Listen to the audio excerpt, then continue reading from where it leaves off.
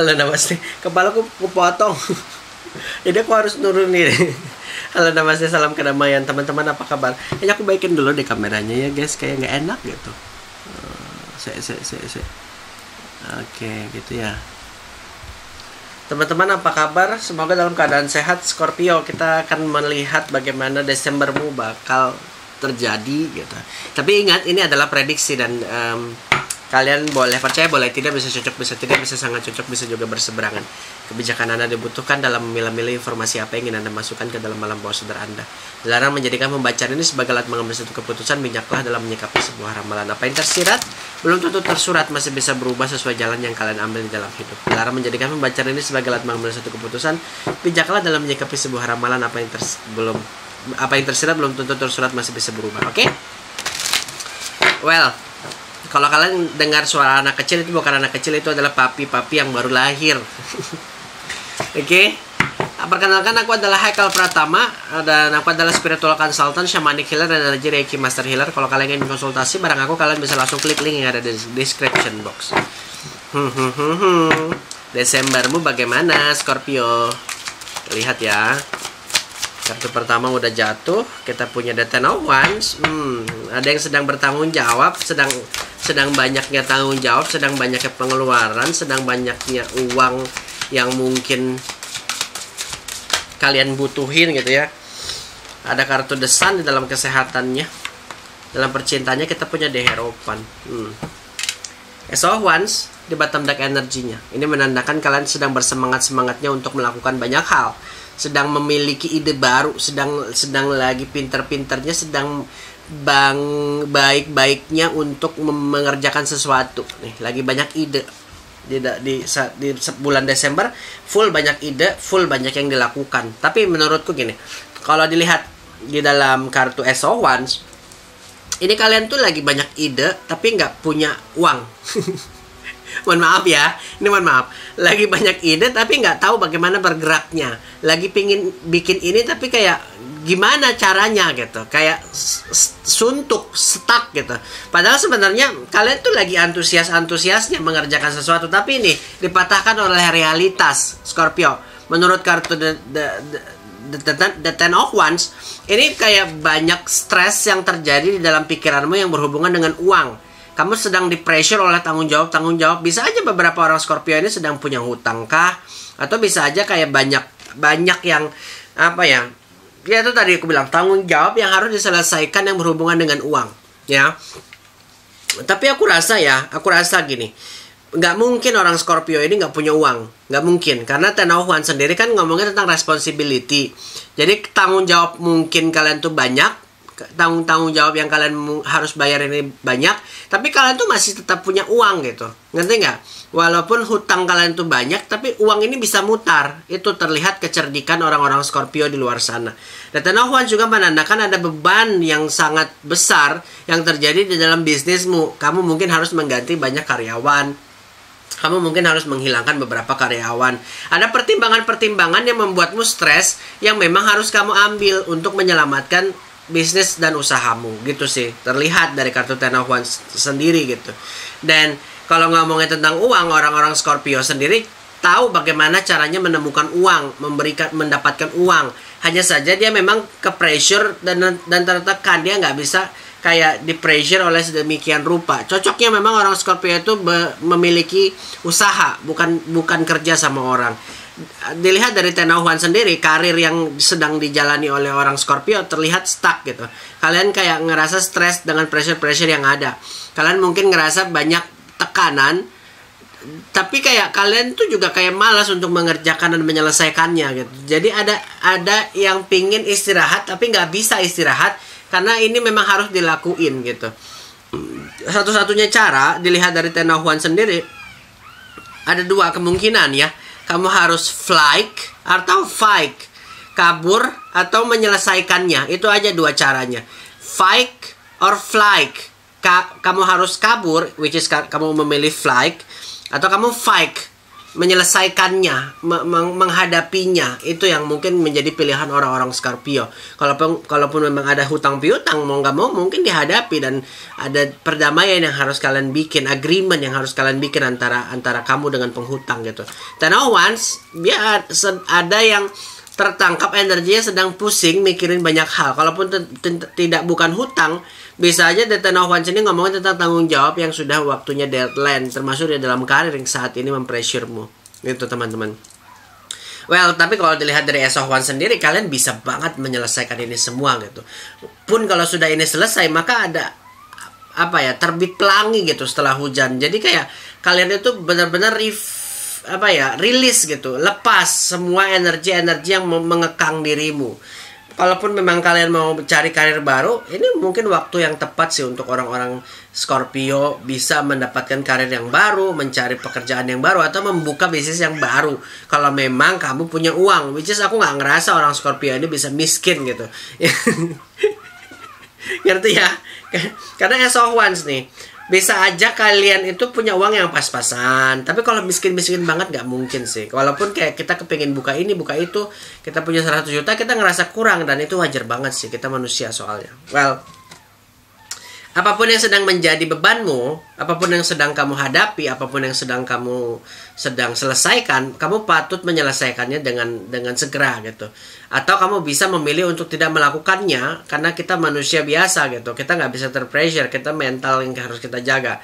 Tapi menurutku, mau nggak mau, cepat atau lambat, kalian kalau selesaikan ini, maka hari-hari bahagia, hasil yang mungkin signifikan, sesuai dengan prediksimu gitu. Kamu bakal dapatin sesuai kapasitas yang kamu kerjakan, sesuai dengan kapasitas responsibility-mu.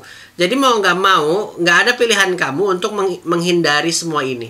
Kalau ini mau ngomongin tentang hutang, selesaikan. Kalau ini ngomongin tentang tanggung jawab di dalam karir, maka selesaikan. Di dalam inilah nanti kamu akan belajar bagaimana menyelesaikan problems. Aku rasa banyak problems, tapi ada juga problem solvingnya yang terdapat di dalam kehidupan Scorpio di bulan Desember nanti. Oke, kita langsung masuk aja ke dalam kesehatan. Kita punya The Sun. Which kartu The Sun ini energinya lagi bagus-bagusnya, lagi sehat-sehatnya.